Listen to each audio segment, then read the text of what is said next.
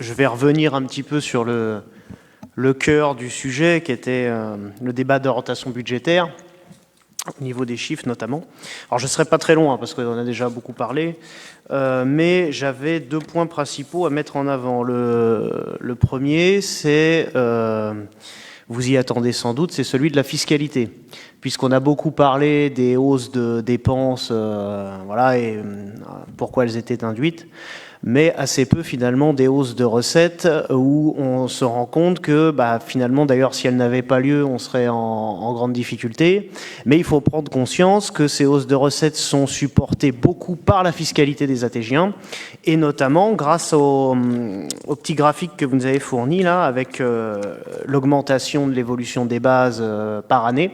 Je me suis amusé à faire un petit calcul en recherchant quel serait le coefficient multiplicateur global, et en fait on arrive quand même à des montants assez importants, puisque ça fait longtemps qu'on n'a pas eu des hausses de base aussi élevées. Aussi, avec mon petit calcul, j'arrive à voir que déjà dès 2024, ça représente par rapport au début du mandat une hausse de 15% finalement de la fiscalité foncière, et si on applique les chiffres que vous nous communiquez comme estimation, qui sont peut-être amenés à évoluer, eh bien ça fera sur le mandat presque 19-20% finalement d'augmentation de la fiscalité foncière sur les ATGiens.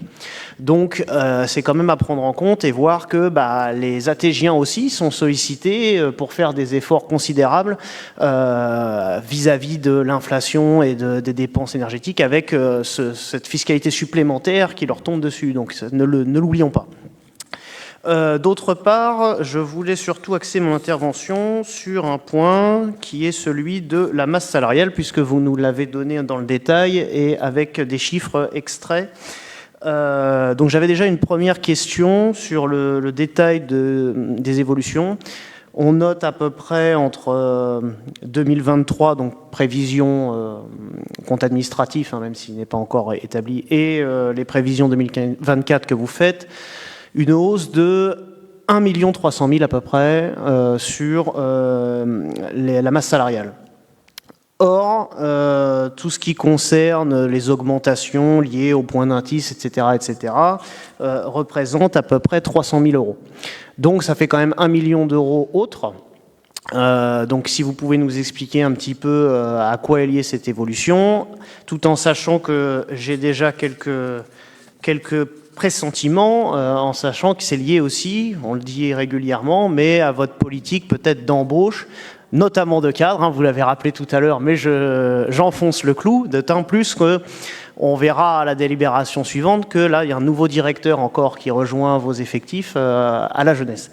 Et donc j'avais quand même une question sérieuse que j'avais déjà posée concernant les effectifs, puisque vous nous aviez expliqué que en fait la politique d'Atis-Mons, c'était de passer en contractuel permanent et en titulaire des gens qui étaient autrefois en contractuel non permanent. Alors à des conseils précédents, je m'étais étonné, parce que certes, mais au final, si on regarde l'évolution des contractuels non permanents qui seraient amenés à des contrats plus fixes, finalement leur nombre n'a pas l'air de se réduire en proportion.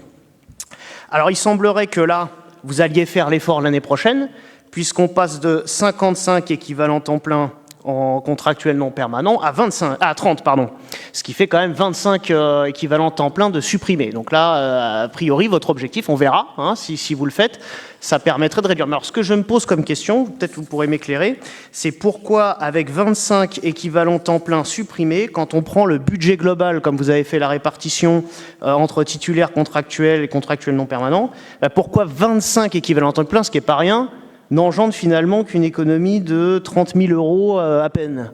Donc là, j'ai du mal à m'expliquer le peu d'évolution entre les lignes budgétaires 2023-2024, alors qu'on supprime 25 équivalents temps plein quand même. C'est page 25 du rapport, on voit le détail de la masse salariale.